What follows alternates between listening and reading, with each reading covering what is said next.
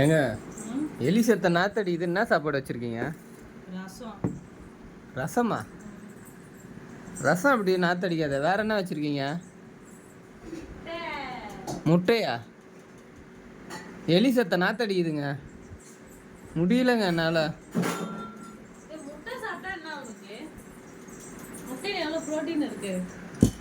என்ன தவ செஞ்சு புட்டோம், கணவராக ஆகி புட்டோம். முட்டையை சாப்பிட்டு அதான் ப்ரோட்டீன் நல்லது. கண்டதையும் சாப்பிட்டு நாங்க உயிரை வளர்க்குறோம்.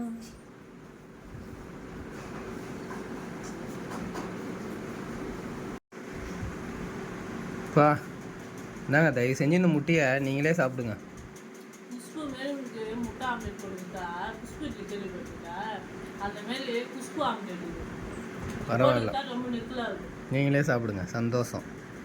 என்ன தவா செஞ்சு புட்டோம்.